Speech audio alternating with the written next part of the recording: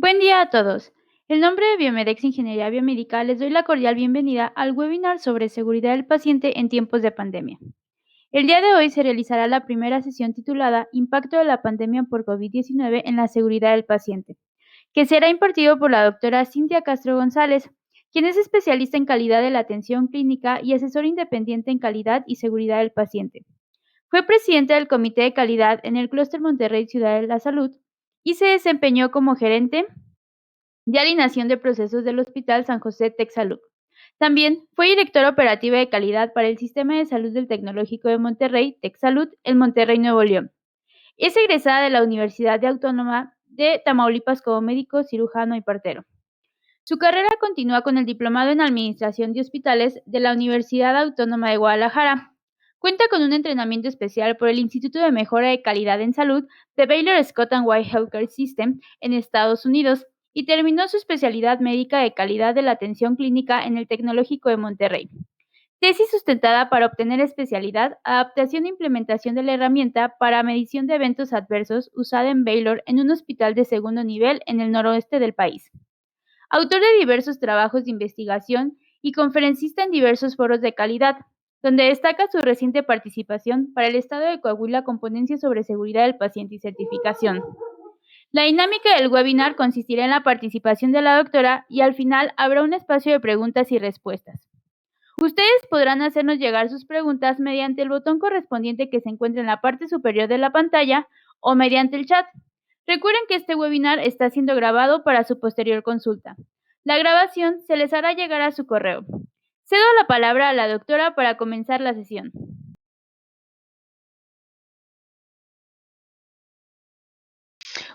Buenas tardes y bienvenidos. Quiero iniciar este webinar con un agradecimiento expreso a los organizadores de Biomedex. Gracias por su liderazgo y compromiso con la calidad de la atención clínica y muchas gracias a ustedes que hoy nos acompañan desde diferentes partes del mundo incluso. Y si no se los han dicho, lo hago yo. Gracias.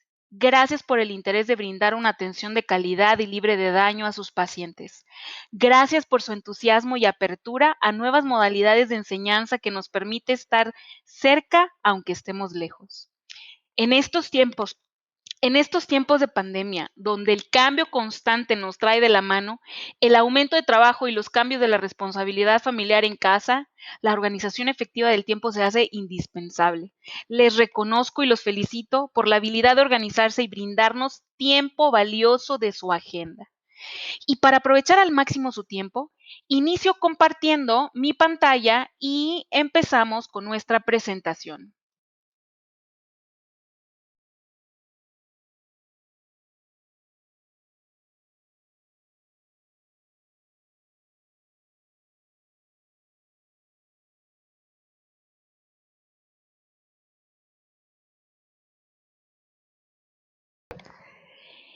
El objetivo de esta plática es revisar y analizar el impacto de la pandemia por COVID-19 en la seguridad del paciente para identificar áreas de oportunidad con la intención de implementar medidas de mejora y así brindar una atención integral y segura a nuestros pacientes en esta nueva normalidad. Para cumplir con el objetivo, la agenda será la siguiente. Iniciaremos con la pandemia por COVID, hablaremos un poco de lo que ha ocasionado la pandemia en América Latina, hablaremos de la seguridad del paciente como un componente esencial en la atención clínica y nos adentraremos al impacto de la pandemia en la seguridad del paciente, continuando con seguridad del paciente y la nueva normalidad de cara al futuro. Y cerramos con conclusiones, dudas y un cierre. La pandemia por COVID. Quiero mencionar en este momento las palabras del doctor Mike Ryan, quien es el Executive Director de los programas de emergencia sanitaria de la Organización Mundial de la Salud, quien dijo: la perfección es enemiga de lo bueno cuando se trata de la gestión de emergencias. Todo el mundo tiene miedo de las consecuencias del error, pero el mayor error es moverse, es no moverse. El mayor error es estar paralizado por el miedo al fracaso. El miedo no es bueno, ni tampoco es bueno en la seguridad del paciente. Es decir, ni el miedo ni la vergüenza son benéficos para la seguridad del paciente. Y de los dos, el que más daño le hace a la seguridad del paciente es el miedo. Les explico por qué.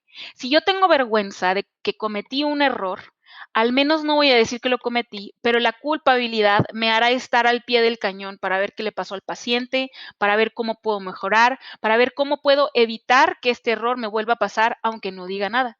Sin embargo, el miedo de perder el trabajo, el desprestigio que puede traerte el cometer un error, te hace cerrarte en tu mundo y jamás aceptar que cometiste un error. Por lo tanto, no te permite aprender, ni innovar, ni crecer. Entonces, el miedo no es bueno.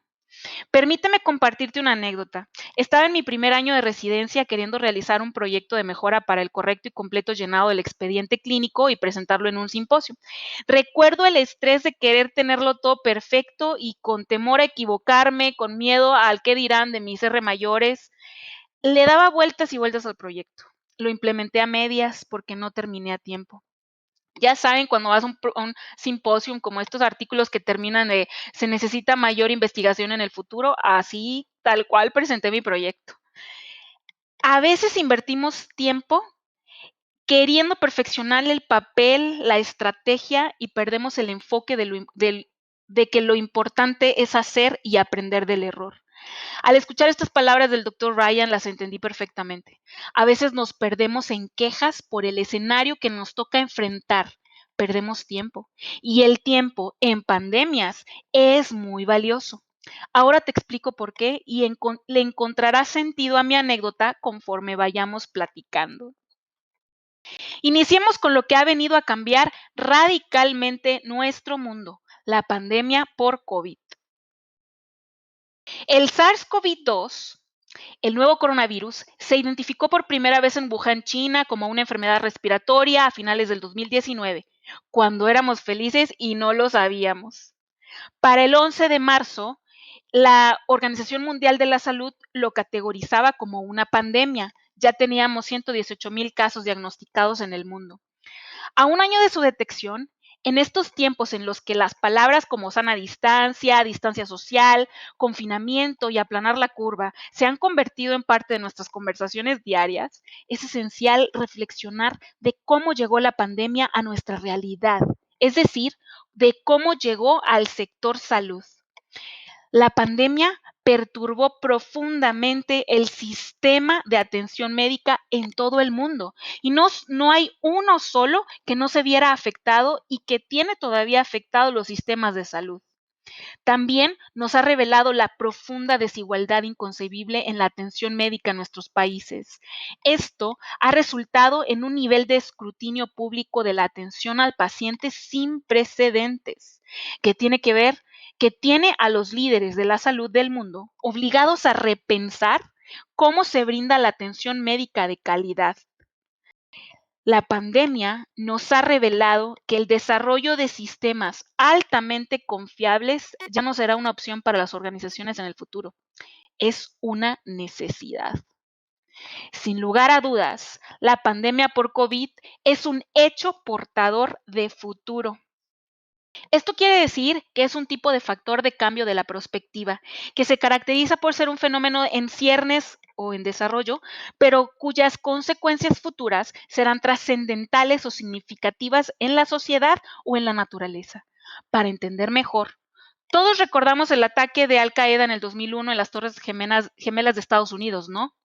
Bueno, para las generaciones centennials, las Gen Z, ok, déjenme les platico que este fue un hecho portador de futuro, que no solo produjo daños a la infraestructura norteamericana, no, el mundo no fue el mismo desde entonces. Basta con señalar los cambios para viajar en avión que se implementaron en el mundo. La logística aeroportuaria se hizo más lenta y compleja. Es más, hasta los zapatos nos tenemos que quitar. Así es, mi querida generación Z, antes no nos quitábamos los zapatos para viajar internacionalmente. Si es que por aquí hay alguno, ¿verdad? De los estudiantes. En tiempos de crisis como esta, es inevitable preguntarse cómo será la atención médica en el futuro, una vez que comencemos a tener un suspiro y empecemos a ver la luz al final del túnel, o sea, pero sin que esta sea la luz del más allá, por favor. La pandemia, de acuerdo con las Naciones Unidas, llegó a nuestra querida América Latina en un contexto de bajo crecimiento, de alta desigualdad y vulnerabilidad, con crecientes tendencias a la pobreza y a la pobreza extrema, con un debilitamiento de la cohesión social y manifestaciones de descontento popular por doquiera. Esto afecta al conjunto de objetivos estratégicos para responder a la pandemia, pues se necesita involucrar a la sociedad. Esa misma sociedad particularmente expuesta a la pandemia que no puede trabajar desde casa, con necesidad de salir a trabajar para sobrevivir, con condiciones de hacinamiento y la falta de servicios básicos. Esta es la población que se necesita involucrar para suprimir la transmisión comunitaria, tratar rápidamente los casos y reducir la mortalidad. A esto hay que agregar que la pandemia encuentra nuestros sistemas de salud con importantes debilidades, con sistemas de salud subfinanciados, segmentados, fragmentados, lastimados en pocas palabras. En Bolivia, por ejemplo, los primeros casos se detectaron el 10 de marzo del 2020. El gobierno, consciente de que se carecía de una infraestructura hospitalaria y farmacéutica para tratar los casos, usó intervenciones no farmacéuticas recomendadas para prevenir el contagio. Inicialmente las políticas nacionales detuvieron los contagios, pero la carente infraestructura hospitalaria, la falta de equipamiento de bioseguridad y la falta de seguimiento a los contactos colapsaron el sistema de salud en el departamento considerado el más desarrollado del país, el departamento de Santa Cruz. Esto de acuerdo con Escalera. Para el 22 de marzo, la cuarentena era total en el país, quedando en evidencia la necesidad de invertir en un sistema de salud de gran alcance, como Jumel lo comenta en su escrito. En Perú, el primer caso identificado fue el 5 de marzo y para el 11 de marzo el Ministerio de Salud de Perú estaba declarando emergencia nacional sanitaria y estado de emergencia en todo el territorio, junto con cierre de fronteras, restricción de movilidad. Perú actuó temprano y decididamente de acuerdo a la OPS. Sin embargo, de acuerdo con Maguiña, publica en su estudio, la pandemia ha presentado de una manera real la situación sanitaria de sus hospitales antiguos, falta de material, laboratorios especializados, camas, ventiladores, falta de médicos especialistas, la falta de equipo de seguridad de combatir el virus, la necesidad de la gestión pública y la fortaleza de sus instituciones para la gestión de todas las necesidades que se van multiplicando se hicieron visibles de acuerdo a Lanza en su estudio. En México, la realidad no es diferente. Compartimos los mismos dolores. El primer caso detectado fue el 28 de febrero de 2020, el primer fallecimiento fue el 18 de marzo y para el 24 se decretó la fase 2 de contingencia sanitaria con medidas de distanciamiento social, confinamiento y restricción laboral, de acuerdo a Escudero. La pandemia nos llega a un sistema de salud mexicano fragmentado, dividido en varios sectores, con un déficit de cama hospitalaria y de personal de salud, con un presupuesto insuficiente para cubrir las necesidades y programas de atención de la población y con una disminución paulatina, aminorando las condiciones de atención de atención a ciertas enfermedades como por ejemplo cáncer, HIV, con la desaparición del Seguro Popular que tuvimos el 14 de noviembre y la transición hacia el nuevo, el INSABI, por cubrir también todas estas necesidades. Los retos que nos encontramos de frente a la pandemia siguen siendo los mismos. La adquisición son los mismos y compartidos por los países latinoamericanos. La adquisición del equipo de protección personal para el personal de salud y el resto de personal que labora dentro de las instalaciones, limpieza, administradores, los insumos médicos, la adquisición de medicamentos, el contar con personal de salud suficiente para atender las necesidades por esta infección. ¿Por qué?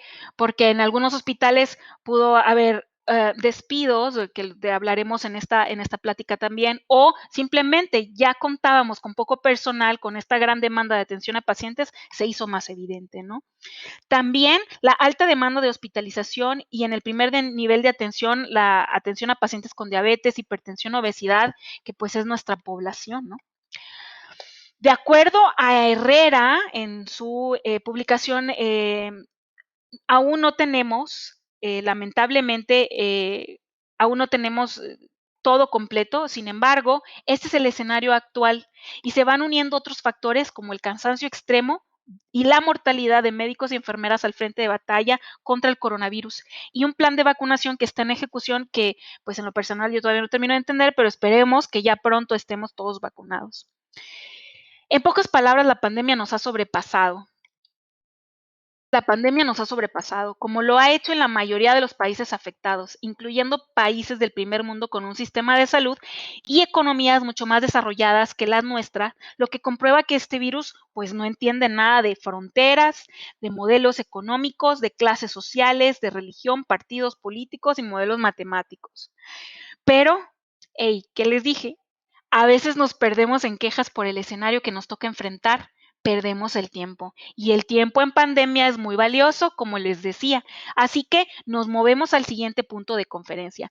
Esto es importante, ¿por qué lo comentamos? ¿Y por qué? Porque así llega la pandemia a una población, a un país y a unos hospitales, ¿no? Ahora vamos a hablar y a derivarnos, situarnos en nuestros hospitales.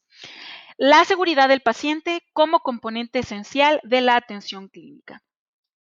La provisión de la atención segura y de alta calidad debe ser siempre objetivo esencial de un sistema de salud, incluso durante crisis como desastres naturales, conflictos o pandemias. La seguridad del paciente es un componente esencial de la cobertura sanitaria universal y los pacientes no deberían tener que elegir entre ningún cuidado o un cuidado inseguro. Esto está definido por los tratados internacionales y aplica a los países que son parte de estos tratados. Revisa si tu paciente, si tu país está dentro de estos tratados, que son los siguientes. Uno, el Pacto Internacional de los Derechos Económicos, Sociales y Culturales. En el artículo 12. La observación general número 14 del mismo pacto habla también sobre que es un derecho. La Convención Americana sobre los Derechos Humanos, protocolo adicional en materia de derechos económicos, sociales y culturales, que se le llama el Protocolo de San Salvador en su artículo 9 y 10. La Declaración Universal de los Derechos Humanos en el artículo 25. La Declaración Americana de los Derechos y Deberes del Hombre en el artículo 9. También les comento, la Organización Mundial de la Salud desde el 2002 aprobó la resolución Calidad de la Atención, Seguridad del Paciente, donde se invita a los Estados miembros a prestar la mayor atención posible al problema de la seguridad del paciente y la calidad de la atención sanitaria. La OPS, por su parte, en el 2007 emite la Política y Estrategia Regional para la Garantía de Calidad, donde incluye la seguridad del paciente. Pues México forma parte de estos tratados internacionales y a partir de la reforma constitucional en materia de derechos humanos publicada en el 2011, se estableció que todas las personas gozarían de los derechos humanos reconocidos en la Constitución, en el artículo 4 de nuestra Constitución mexicana, y en estos tratados internacionales que les acabo de mencionar, de los cuales México es parte. Por lo que la seguridad del paciente es un derecho. Y en medio de una crisis, el monitoreo de la seguridad del paciente y las preocupaciones sobre la calidad es de suma importancia, particularmente si la atención prestada al monitoreo se desvía hacia otras necesidades operativas, ¿verdad? No es porque nos pase, nada más lo estoy comentando. Pero ¿por qué es importante la seguridad del paciente? La seguridad del paciente es el corazón de la calidad de la atención médica y es una de las 6 dimensiones de la calidad clínica de acuerdo a la organización del Instituto de Medicina desde el 2001. Aquí estamos observando las dimensiones de la calidad, las 6 en su conjunto y forman una atención de calidad clínica. Pero la seguridad del paciente es lo que nos vamos a enfocar en este momento y su importancia, sin dudarlo, radica que la naturaleza y el grado de daño de una persona relacionado a la atención médica es aún difícil de comprender. Incluso en la actualidad no existe una visión general, integrada y sencilla de la seguridad del paciente, aunque lo que sí ha pasado en las últimas 2 décadas es un diluvio de información, datos y estadísticas sobre los errores y daños a personas relacionados a su atención. Esto que les comento no es para ponernos triste ni le resta importancia a la seguridad del paciente, ¿eh? Al contrario, demuestra que la seguridad del paciente es una disciplina, una ciencia aún joven y en constante evolución.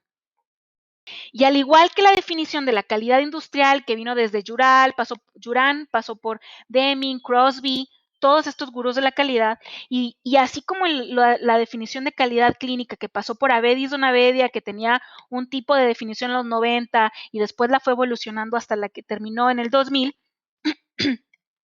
así, la seguridad del paciente tiene sus expertos y evolución del concepto, y como lo dice Hanson desde el 2012, la palabra seguro es un concepto inherentemente inconsistente. Pero bueno, ¿qué es seguridad del paciente? Seguridad del paciente es la reducción del riesgo de daños innecesarios hasta un mínimo aceptable, el cual se refiere a las nociones colectivas de los conocimientos del momento, los recursos disponibles en el contexto en el que se prestaba la atención, ponderadas frente al riesgo de no dispensar tratamiento o de dispensar otro. Es decir, la intención y lo que significa seguridad del paciente es reducir que haya un riesgo de que se dañe el paciente. O sea, siempre hay un riesgo, pero que sea un daño innecesario. Cuando atendemos al paciente, obviamente que hay daños inherentes a los procedimientos médicos, pero lo que estamos buscando es disminuir que haya daño que no son necesarios al paciente. Pero aquí viene lo más interesante y por qué también la seguridad del paciente aplica en momentos de crisis y que aplica también en nuestros sistemas de salud, aunque estemos como estemos. Porque lo tienes que hacer con los conocimientos que tengas en el momento, con los recursos disponibles que tengas en el contexto, o sea, en donde estés parado en el momento en el que estás dando la atención. Es decir, lo que tú sepas para prevenir infecciones, lavarte las manos con los recursos disponibles, así tengas sanitas, así tengas jabón de barra, así tengas jabón líquido, tienes que encontrar las mejores estrategias para disminuir el riesgo del que el paciente adquiera una infección con lo que tengas en donde estés. Y de hecho, la Organización Mundial de la Salud también tiene estrategias para, en caso de que haya recursos disponibles mínimos, pocos, como esto del jabón de barra que les digo, también se puede buscar acciones o estrategias para evitar infecciones. Entonces, no tenemos excusa. La seguridad del paciente se tiene que dar en tiempos de crisis. Como podemos ver, es la dimensión más crítica, sentida y determinante para el paciente. Por ello, para mejorarla es necesario diferenciar entre un problema de calidad y un problema de seguridad del paciente. Y les explico por qué. Porque el enfoque que se da es un poco diferente. La clave radica sin lugar a dudas en los incidentes con daño grave y catastróficos para el paciente y su familia, y hablando en un nivel personal. Pero a nivel de población, el daño por falla en la atención puede ser mucho más grande y difícil de distinguir. Es decir, la calidad deficiente está asociada al daño, aunque no lo causa directamente, cuando la atención no se brinda de manera oportuna al paciente. Brown en el 2008 nos lo explica muchísimo mejor que yo, y aquí está la diferencia entre los dos enfoques en este recuadro que les presento, y tiene mucho que ver la causalidad y la inmediación.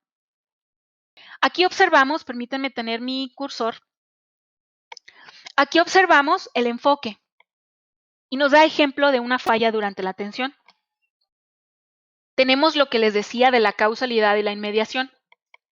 Por ejemplo, la administración intratecal de vincristina, cloruro de potasio, que resulta en muerte inminente de un paciente, es una causalidad alta.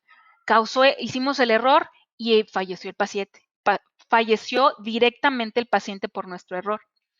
Y la inmediación también es alta, porque pues es inmediatamente, ¿no?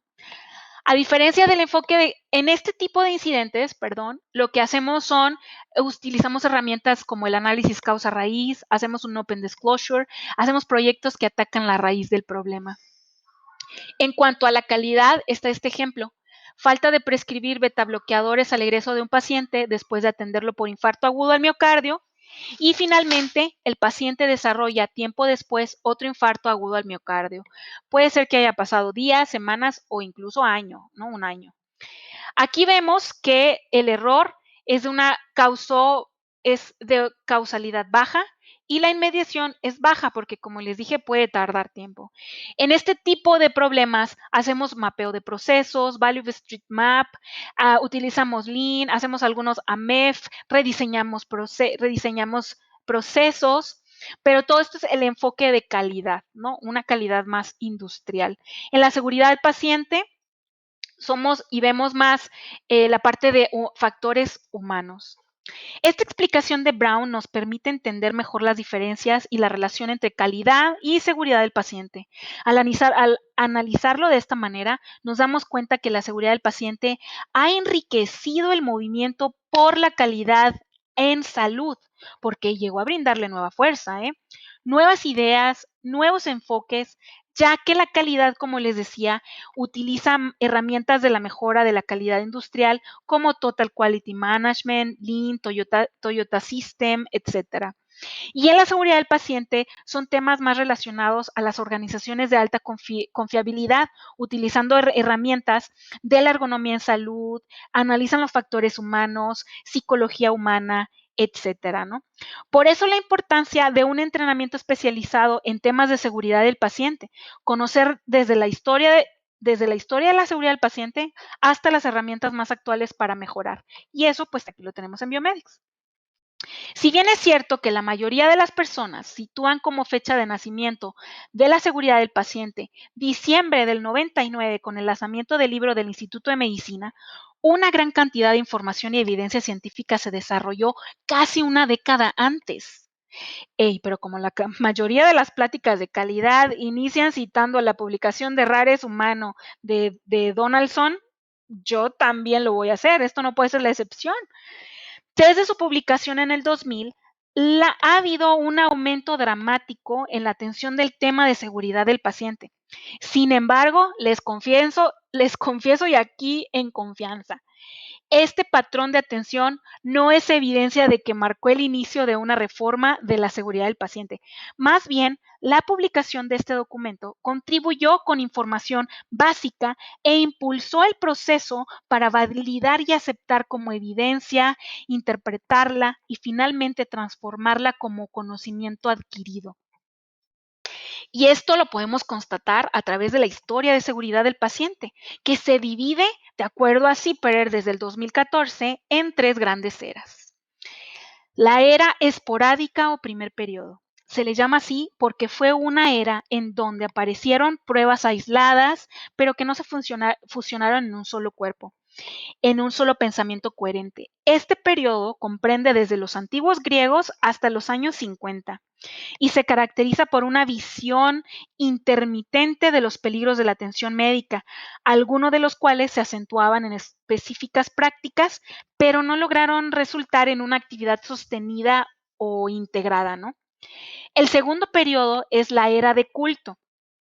Este fue caracterizado por el desarrollo de un pequeño grupo de apasionados, pero muy audibles creyentes. Esto hizo que el movimiento moderno por la seguridad del paciente tomara forma y a medida que los datos y la evidencia comenzaron a fusionarse en un todo más relacionado, explotó y nos ayudó en la tercera era, que es el tercer periodo, la era de la ruptura o the breakout era, como en inglés se le llama. Es en esta era donde la seguridad del paciente se establece ya como una área legítima de actividad e investigación en la atención médica y en la sociedad integral. Se habla ya como una disciplina, se habla de factores humanos como una ciencia y es obviamente el inicio de esta era está caracterizado por la publicación de este documento. Cada una de estas eras tiene a sus expertos, tiene a sus eventos. Es muy interesante, sí, es importante conocer la historia para poder evitarla, ¿no? Para que no vuelva a repetirse y aprender de nuestros errores. En el curso de seguridad del paciente en Biomedex entramos a detalle sobre las diferencias de abordar los problemas de seguridad del paciente y el enfoque de calidad. Revisamos la historia de la seguridad del paciente, sus grandes expertos a través del tiempo, para entender y sentir profundamente la importancia de la seguridad del paciente y conocemos las herramientas más útiles. Por el momento, les he compartido, pues obviamente, esto de cómo nos encuentra la pandemia, cómo la seguridad del paciente debe de ser una prioridad en tiempos de crisis. Y ahora vamos a reflexionar sobre el impacto que ha tenido la pandemia COVID en la seguridad del paciente. Muy bien. Hablar del impacto en la seguridad del paciente es un ejercicio difícil. No solamente para mí, sino para cualquiera que quiera tomar el camino de realizar una reflexión convincente sobre el mundo después de la pandemia y que, como un tornado inmenso, ha transformado nuestro mundo entero y pues aún nos sigue transformando. Hasta la fecha, no se ha realizado una evaluación sistémica del impacto de la pandemia en la seguridad del paciente, pero como veremos, ya hay publicados los primeros esfuerzos a la par que la pandemia sigue su curso en el mundo. Además de su efecto en los pacientes, la pandemia también ha representado una carga significativa para los sistemas de salud, con ramificaciones drásticas para la forma en la que se brinda la atención médica. Se observan cambios rápidos en los siguientes puntos que les voy a compartir. Número 1, cambios en el modelo de prestación de atención durante la pandemia. ¿Por qué? Porque nos hemos encontrado en reconversiones hospitalarias, porque se han hecho diseño e implementación express de procesos nuevos para prevenir contagios intrahospitalarios, por ejemplo. Otros cambios son en la carga de trabajo. Obviamente, al presentar un aumento, cuando tenemos este temor de que llega la pandemia, llegan nuevos pacientes de una enfermedad desconocida y tenemos a una población vulnerable porque tenemos alto índice de obesidad, de hipertensión, de diabetes y lo tenemos entre los mismos trabajadores de la salud. Cuando llega la pandemia en nuestro país, en los hospitales, obviamente que los médicos, las enfermeras que estaban en riesgo alto, solicitaron permiso para obviamente protegerse y aislarse en sus casas. Por lo tanto, si ya teníamos hospitales con poco personal para atender a los pacientes, más estos médicos o profesionales con alto riesgo de contagio que se tuvieron que ir a sus casas, pues nos tenemos poco personal con muchos pacientes, ¿no? Entonces, cambios en la carga de trabajo, en la redistribución del personal, incluso a entornos desconocidos. Por ejemplo, la telemedicina, si antes no teníamos una manera, pues bueno, ahora estos son los enfermeros o médicos que van a estar atendiendo a través del teléfono, WhatsApp, chat, mails, redes sociales, a ver qué onda con los pacientes monitorizados en sus casas, ¿no? E incluso en la consulta externa, los médicos, también con alto riesgo, pero que necesitaban seguir trabajando, pues la telemedicina fue un cambio drástico para todos nosotros, ¿no? También la cancelación de servicios de rutina, cirugías de rutina, screenings, pruebas, tamizajes, entre otros.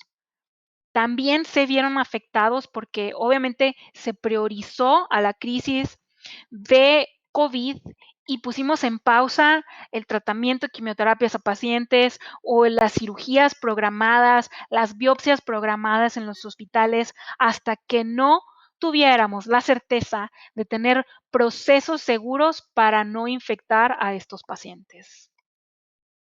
También cambios en los protocolos de atención. O sea, tenemos a nuevos pacientes que padecen una enfermedad nueva de la que sabemos poco. Para marzo, abril, mayo, junio, todavía estábamos viendo qué medicamentos sí funcionaban, qué medicamentos estaban utilizando en China, en Europa, para que en México o en América Latina los pudiésemos usar. Y todavía hay médicos que no se han actualizado en los protocolos ya con evidencia científica y recomendados. Y pues bueno, estos cambios rápidos impactan en la seguridad del paciente. Y es tanto porque,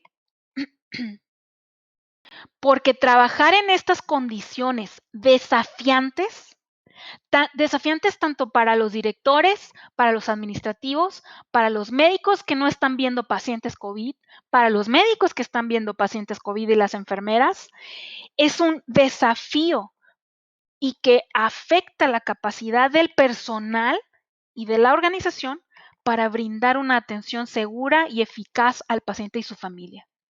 Pero, ¿qué otro impacto en la seguridad del paciente podemos identificar?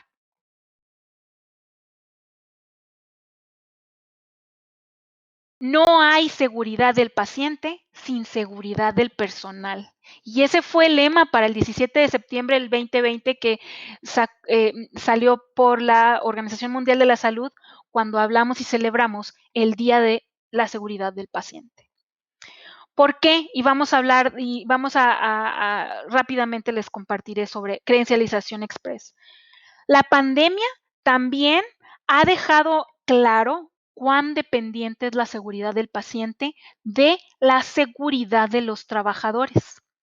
El impacto inicial y más sentido es el ocurrido en los recursos de las organizaciones de salud. La falta de personal capacitado y completo fue un gran impacto. ¿Recuerdan lo de la frase del doctor Ryan al inicio, no? El miedo puede llegar a paralizarte. El miedo puede llegar a paralizarte y en algunos lugares el personal de salud de riesgo se sintió vulnerable, solo, sin protección, ¿ok? En otros hospitales, y se fue por permiso, ¿no? En otros hospitales simplemente no contaban con el personal suficiente para atender a los pacientes e incluso desde antes de la llegada de la pandemia. Esto obligó a los hospitales a la contratación de personal de salud, de preferencia, pues jóvenes, recién egresados. Yo no sé cómo les fue a ustedes en sus hospitales y países, pero pues los jóvenes eran los que menos tenían riesgo, los recién egresados, y eran los que estaban para trabajar, ¿no? En algunos países, incluso ya médicos no tan jóvenes, sino médicos ya jubilados, volvían y se ofrecían sus servicios para ser contratados nuevamente. El primer impacto, obviamente, fue la credencialización express que se debió tener para poder contratar a todos estos médicos, enfermeras, personal de salud, camillero, todos ingenieros biomédicos, psicólogos, todo lo necesario y el equipo de atención a los pacientes. Esto también impactó en la capacitación del personal, sobre todo de un personal nuevo que tiene que conocer los procesos propios del hospital, cómo solicitar laboratorios, cómo mandar a imagenología al paciente, pero también capacitarse sobre las barreras de seguridad que tienes en tu hospital establecidas. Es empezar de cero la implementación de tu modelo de seguridad del paciente. Y claro, el uso del equipo de protección personal. También el impacto lo vimos en la dotación del recurso, a dónde los asignaba, cómo los asignaba y obviamente el manejar el desgaste del emocional del personal que se quedó, el agotamiento y el estrés laboral. El segundo impacto que identificamos es en el equipo de protección personal inadecuado, que sigue siendo un problema en muchos entornos y ha habido demasiados ejemplos de trabajadores de la salud que se infectaron y murieron por COVID-19, ¿no? Pero es que esto, como es una pandemia que todavía sigue, que todavía no le vemos esperemos ya que con la vacunación vaya descendiendo, pero por lo pronto, pues vamos a necesitar y estar en constante necesidad de equipo de protección personal, ¿no? La implementación de medidas de prevención de infecciones también se vio influida porque nuevos protocolos para el flujo de pacientes no COVID, que no entrara en contacto con los pacientes COVID, todo este ambiente, la cultura de trabajo que se vive, el ambiente de trabajo, pues obviamente es un caldito, ¿no? De bacterias para los eventos adversos. Si afecta al personal de salud, afecta entonces a la cultura de seguridad del paciente en las organizaciones de salud. Pero déjenme decirles algo, la falta de protección adecuada a los trabajadores de la salud no puede atribuirse simplemente a la insuficiencia de recursos. Muchos países lo han declarado y han revelado una preparación insuficiente para proteger a sus trabajadores de la salud en caso de desastre. Esto de acuerdo a lo publicado por Sean ahora en el 2020. Con la reconversión, las adecuaciones de los procesos y las áreas físicas, a veces sin la planeación adecuada por la premura, o sea, nos agarró aquí la pandemia y pues órale, ¿cómo le hago? Y ahorita con la información que tengo, ¿cómo voy a diseñar el proceso? El entorno y la infraestructura juegan un papel muy importante, ya que pueden limitar la capacidad del personal para completar las funciones de seguridad necesarias. Los incidentes físicos a menudo el personal de salud le pasa, lo trivializa como fue un resbalón, un tropiezo, fue una caída, pero son riesgos laborales que causan lesiones a los trabajadores de la salud y restan valor a la prestación de una atención segura y de calidad. Y por supuesto que afecta, si hablamos de un modelo de calidad de seguridad del paciente como lo es lo del consejo, afectan el apartado de SQE, pero también aumenta el riesgo de causar un daño al paciente porque hay forma de olvido, de errores, es decir, hay errores de comisión u omisión. Entonces, estos factores influyen también en el resultado al paciente durante la atención. Además de los desafíos ambientales en torno al control de la prevención de infecciones de PCI, han sido una de las mayores amenazas para la seguridad de los trabajadores de la salud, especialmente en los países pues donde los ingresos son bajos y medios, no nada más los bajos. Entonces, los trabajadores de la salud se enfrentan cada día a otros desafíos físicos, psicológicos, relacionados con la salud mental, el bienestar, la seguridad. ¿Por qué? Porque hay horarios de trabajo prolongados, carga excesiva de trabajo, la fatiga y el estrés son amenazas para la seguridad mental y el bienestar de los trabajadores de la seguridad, aumenta la prevalencia del agotamiento y representan un riesgo para la salud física debido a enfermedades no transmisibles que se ven agravadas por el estrés prolongado. Hemos sabido también de suicidios, ¿no? Y todo esto está documentado. Personas, expertos como Sean, expertos como Denning, ya lo tienen publicado. Esto solamente es una evidencia preliminar que salió y ha estado saliendo a partir de junio, septiembre, diciembre, enero recientemente. Y todo esto sugiere que hay una carga alta de agotamiento y una cultura de seguridad en los hospitales problemática para los trabajadores de salud. Entre otros impactos, podemos observar, como también Denning lo menciona, la reducción significativa de los incidentes notificados. Entonces, voy a hacer una pausa aquí porque hemos estado hablando de la pandemia, de cómo llega a nuestra gente, a nuestra población, una población que en el caso de México, pues obesos, hipertensos, con necesidad de ir a su trabajo. En México, de acuerdo a la CEPAL, el 60% de los trabajadores son comercios informales que sobreviven y que tienen que salir. En Perú, por ejemplo, es el 70%. Entonces, esta es la población que tiene que apoyar las políticas de un gobierno. Y si las políticas son ambiguas, pues ahí te encargo, ¿no? ¿Cómo van a llegar a los hospitales? Pero, ¿y si en los hospitales tenemos deficiencias y tenemos falta de recursos? Pues más estrés al personal, ¿no? Entonces, todo esto afecta en la cultura de seguridad del paciente y afecta obviamente en los incidentes. Hay o en algunos hospitales ya no se notifican los incidentes o en otros hospitales muy contados aumenta la notificación porque es el miedo que hay de que, oye, esto puede ser COVID, oye, esto pasó, oye, el paciente, no sabemos si se está atendiendo bien o no.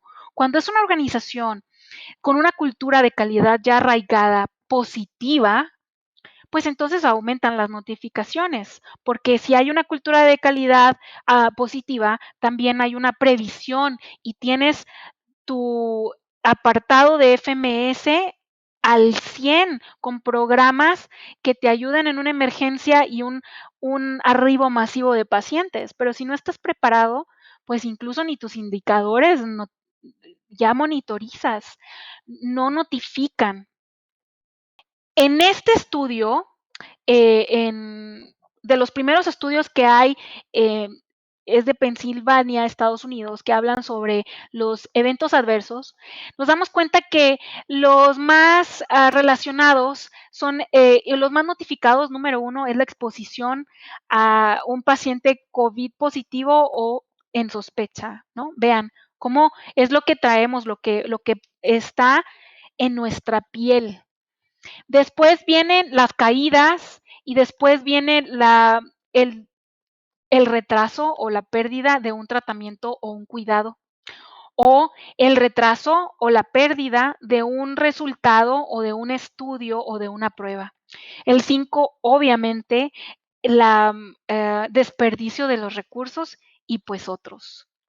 En este estudio que realizaron y revisaron 343 eventos adversos, podemos ver que, bueno, estos fueron los outcomes que ya les platiqué, los factores asociados que son los mismos que hemos tenido en la cultura de seguridad del paciente, pero ahora exacerbados, como la comunicación. Una mala comunicación nos lleva a una exposición innecesaria a un paciente con sospecha de COVID. Las medidas de aislamiento también nos llevan a un tratamiento equivocado o retrasado. La integridad del aislamiento nos lleva a la exposición. Los factores asociados en los procesos de laboratorio, pues obviamente aquí están también. La medicación, otros, los procesos y protocolos si se apegan o si se llevan a cabo y la disponibilidad de recursos. Vean, esto no está tan lejos de la realidad que estamos viviendo nosotros también en nuestros hospitales, pero más acentuado. Obviamente los procesos y protocolos se ven afectados, la medicación, los retrasos en los laboratorios, los retrasos en los tratamientos en pacientes COVID y en los pacientes no COVID. Este es el impacto en la notificación de incidentes. En la cultura de seguridad del paciente también se ha reportado que es una cultura negativa, ¿no? O sea, cuando hablamos de una cultura positiva, estamos abiertos al cambio, a notificar, estamos un hospital donde vemos el error, pero no se culpa, más bien se aprende y se implementa un proyecto de mejora y se innova. Cuando estamos hablando de una cultura de seguridad del paciente negativa, está el sentimiento de la culpa, el señalamiento, el esconder los errores, todo eso está pasando y ese es el impacto que estamos teniendo en nuestra cultura de seguridad del paciente. En las metas internacionales, como veíamos, también el retraso de los estudios y el mal etiquetado dentro de los procesos de laboratorio, de los laboratorios clínicos, pues también están presentes. La notificación de incidentes, como les decía, disminuyó en la mayoría de los centros, por lo tanto, el monitoreo de los indicadores también disminuyó o no están articulados o no se les da seguimiento o obviamente no estamos prestándole atención para una mejora. ¿Por qué? Porque vamos a la par, estamos aprendiendo al mismo tiempo que estamos vigilando la seguridad del paciente. Esto obviamente que nos da un impacto para el paciente con los eventos adversos o los eventos centinela. Todavía no podemos saber cuántas de las muertes que han habido en nuestros hospitales, tanto de enfermeras, médicos y de pacientes, son eventos adversos. Todavía no es posible, pero no dudo que hay.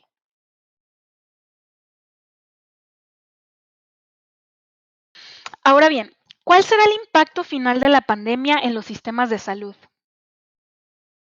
Los líderes del mundo están implementando medidas de emergencia para hacer frente a esta crisis de salud, ajustándose en tiempo real y dedicando cada día a corregir los errores que cometieron ayer. Así vamos, o sea, vamos correteados. ¿Qué pasó ayer? ¿Qué voy a corregir? Y en el corto plazo, los sistemas de salud se enfrentarán a dos importantes problemas colaterales adicionales. El primero será el agotamiento físico y mental de la fuerza laboral sanitaria, los que se quedaron, los que siguen, en conjunto con una infraestructura hospitalaria desgastada, porque ya no tengo medicamentos para dormir al paciente, ya no tengo medicamentos para paracetamol en algún momento, ¿no? O sea, espero que no, pero puede pasar. El segundo será el creciente, la infraestructura desgastada que les platicaba, el creciente atraso de procedimientos sanitarios. Nos va a alcanzar el rezago de esas biopsias que dejamos sin hacer, de esos pacientes con cáncer que detectamos y que ya necesitan la cirugía, pero lo estoy retrasando unos meses más para que baje la curva de contagios. O sea, nos van a alcanzar. Por ejemplo, la incapacidad o temor de los pacientes de alto riesgo de consultar a un médico está interrumpiendo el manejo de las enfermedades crónicas y están retrasando algunos procedimientos críticos en la atención del cáncer, del VIH y de enfermedades crónicas importantes, ¿no? La población con enfermedades no transmisibles en aumento. Obviamente, los pacientes recuperados de COVID, o sea, las secuelas a largo plazo todavía las estamos descubriendo. ¿Y a dónde van a llegar? A nuestros hospitales. La salud mental de la población, estos aislamientos, estos cambios de vida radical de estar en contacto físico a estar en videollamadas y a estar en reuniones virtuales, tiene un impacto en nuestra salud mental que también debemos de tener en cuenta.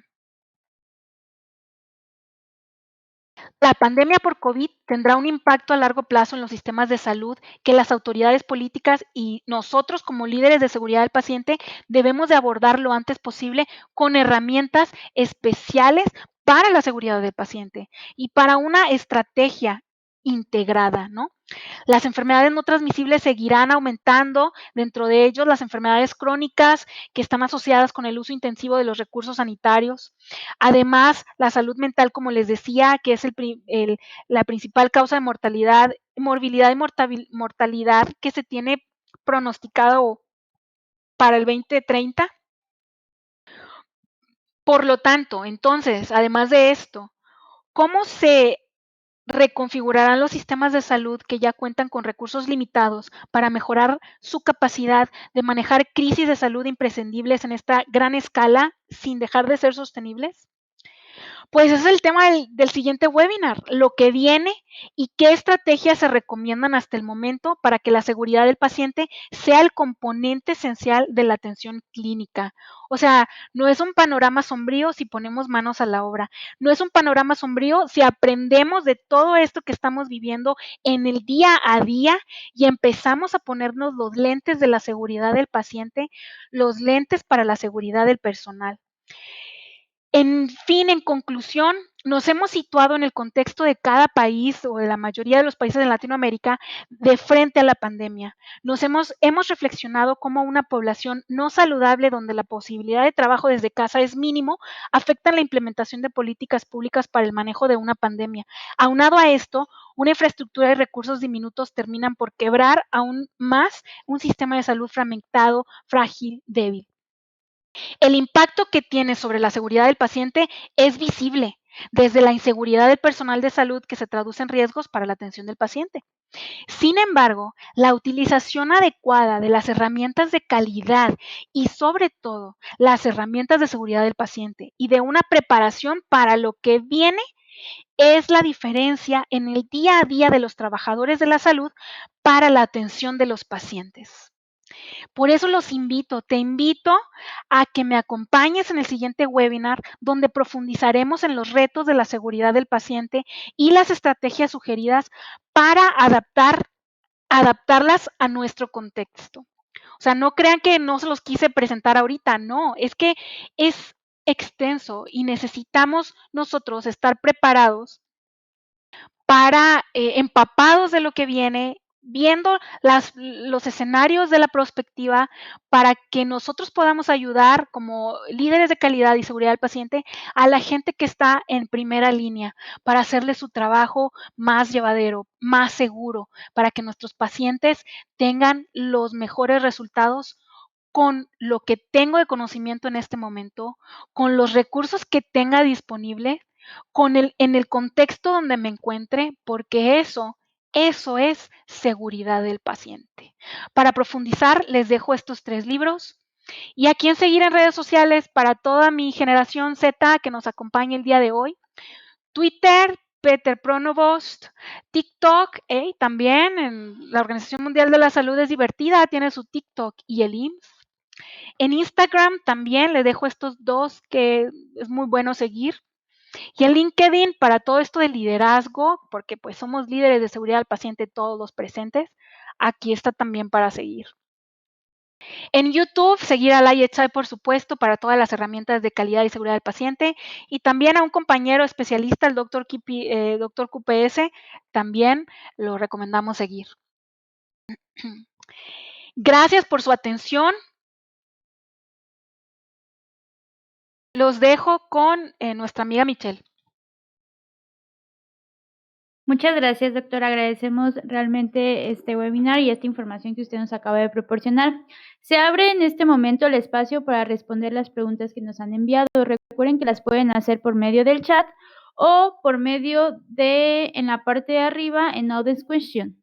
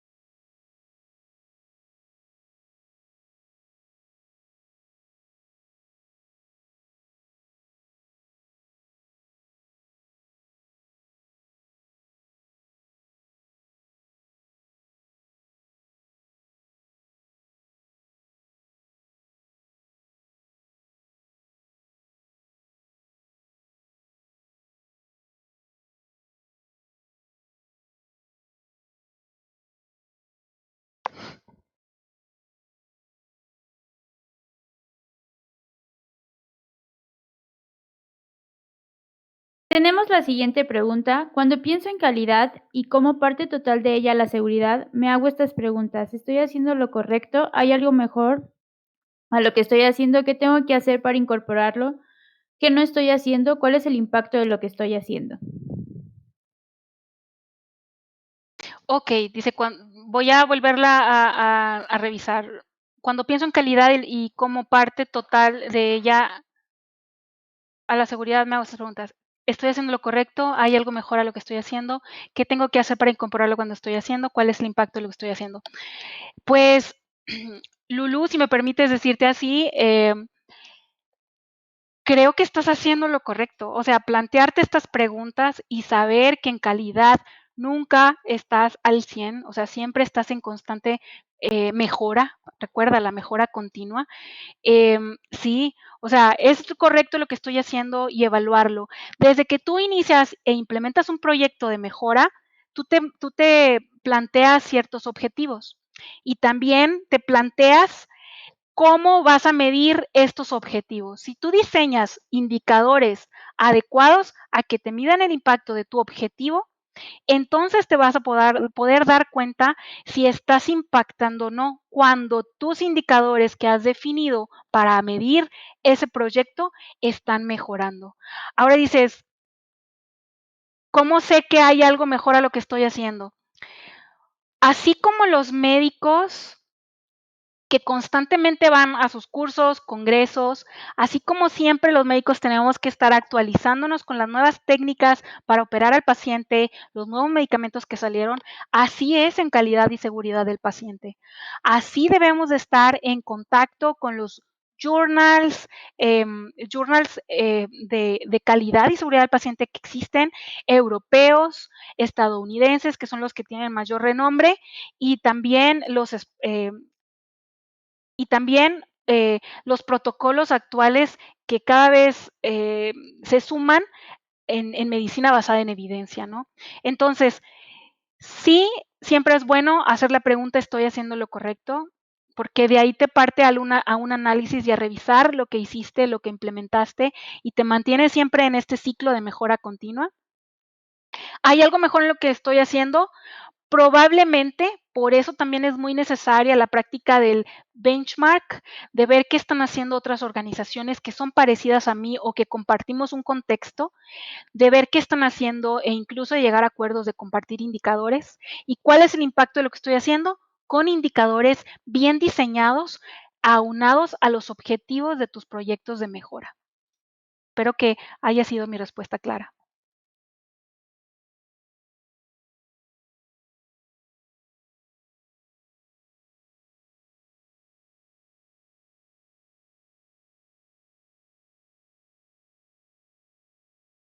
Excelente, Lulu. Muchísimas gracias por tu pregunta. Muy buena. Yo también me hago esas preguntas de, ¿estoy haciendo correcto? ¿Qué es lo que más sigue? Pero esas preguntas siempre nos llevan a siempre estar en la mejora continua.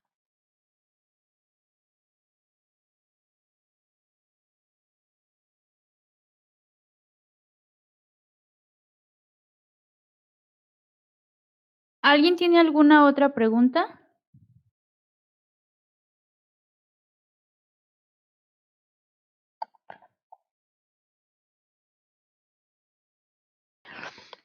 Me gustaría resaltar muchísimo el rol que están teniendo los ingenieros biomédicos en esta pandemia. Definitivamente el mundo les ha puesto los ojos a ustedes y la carrera y su trabajo va a cambiar drásticamente post pandemia. ¿Por qué? Porque ya sabemos a qué se dedica la ingeniería biomédica, ya sabemos la importancia que tiene y el nivel, o sea, se han ganado, ya lo tenían, ¿verdad? Pero la gente, tanto la gente de la población en común como todo un hospital, se ha dado cuenta del valor que tienen para la atención de los pacientes. Y ahorita que me preguntan, ¿cuál es el rol de la ingeniería biomédica en la calidad? Es la de un elemento clave en el equipo multidisciplinario de atención al paciente. O sea, su rol es poderosísimo en estos momentos, pero siempre lo ha sido desde que se formó, por eso se formó la carrera. Porque la seguridad, cada vez que se ingresa una nueva tecnología, y por tecnología ya sabemos que es medicamentos y nuevos equipos, en el caso de ustedes, nuevos equipos, siempre que ingresa una nueva tecnología, siempre debe de estar valorada, monitorizada, atendida por los ingenieros biomédicos. Y esa es una parte fundamental para la seguridad del paciente, porque es disminuir los riesgos asociados a la tecnología que hay en el hospital, desde ventiladores, desde pues todas las bombas que diariamente utilizan las enfermeras para los medicamentos, ahí está, ¿no? La tecnovigilancia está de la mano de la seguridad del paciente. Por lo tanto, el rol que ustedes están teniendo en la pandemia ahorita va a incrementarse post pandemia.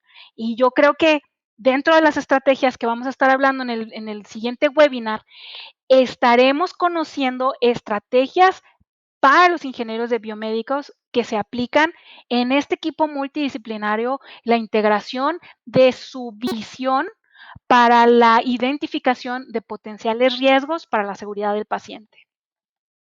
Cómo incorporar con mayor acción a los ingenieros biomédicos y no solo con lo relacionado a los equipos, sino con la evaluación de la tecnología, la evaluación de la adquisición y la investigación. Pues mira, Dicen que lo que no se conoce, pues no se ama. Entonces, a todos nos ha pasado en algún momento que no conocíamos de calidad ni seguridad del paciente.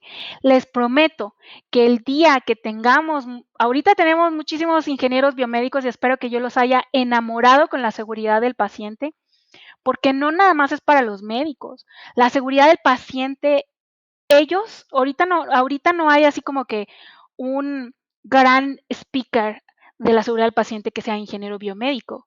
Ahorita todavía están las enfermeras teniendo un gran terreno. Ahí vamos los médicos abriéndonos paso. Hay también ingenieros, pero ingenieros industriales que se han migrado para la salud. Sin embargo, déjenme decirles que miento. O sea, no. Sí hay un ingeniero biomédico que vino a revolucionar toda la historia de la seguridad del paciente en la segunda era, si mal no recuerdo, porque él participó en el estudio realizado en Estados Unidos, en donde se encontraron errores que estaban pues matando a los pacientes con la ventilación mecánica y la sedación profunda. Esto fue allá por los 80. Entonces, si nosotros conocemos la historia de la seguridad del paciente y la compartimos con los ingenieros biomédicos, se darán cuenta cómo este ingeniero biomédico, que en este momento les dejo la semillita para que estén en el curso y de ahí hablaremos de él más a detalle, porque él vino con sus estudios a revolucionar la seguridad del paciente en anestesiología, ¿ok? Él, aunado con el presidente de la Asociación Americana de Anestesiología, fueron los primeros que resaltaron la seguridad del paciente y crearon lineamientos para la mejor atención de los pacientes. ¿Cómo ven? Si no los integramos y los enamoramos en la seguridad del paciente con esto, pues yo no sé con qué. No, como les decía, primero es sensibilización a los ingenieros, capacitación, enamoramiento y pues a cortejarlos ahí, ¿no? A que lleguen y sentarlos por aquí y que prueben las mieles de la seguridad del paciente. Espero haber ayudado con esta respuesta. Cuando tuve la oportunidad de ser directora de un hospital, encontré en una ingeniera un gran aliado. Exacto, por ello es importante ser una visible, exactamente, integrarlos a los equipos de salud. Es que realmente tienen ellos datos que los médicos no. Miren, déjenme decirles algo, y esto es por la seguridad del paciente. Por eso la importancia que la seguridad del paciente la veamos desde todas las perspectivas, no nada más del lado ingenieril o del lado médico, sino también del lado de factores humanos y también del lado de la psicología y también de los datos. Por eso se necesitan expertos en seguridad del paciente y en un equipo de un hospital tener que el del biomédica también sea experto en seguridad del paciente, el ingeniero, y el doctor, y la enfermera, y el de admisión, desde su cancha, desde su ámbito. Créanme que sí hay. Solamente que ahorita, obviamente, por la evolución que ha tenido la calidad en el mundo, pues primero hablamos de calidad. Y después, cuando se integra la seguridad del paciente, como les decía en la historia, la seguridad del paciente le da un boom a la calidad y ahorita todavía sigue en crecimiento la seguridad del paciente. Entonces, por supuesto que integrarlos es enriquecer un equipo que trabaja en pro de la seguridad del paciente. Muchas gracias, doctora, y agradezco a todos los presentes por sus preguntas. Con esto finalizamos esta primera sesión y damos las gracias a todos ustedes por haber asistido. El día de mañana se compartirá la grabación a sus correos y una breve encuesta de satisfacción para evaluar esta sesión. El segundo webinar es el 2 de marzo a la misma hora. El enlace de acceso ustedes ya lo tienen, pero se les enviará un recordatorio una hora antes de iniciar.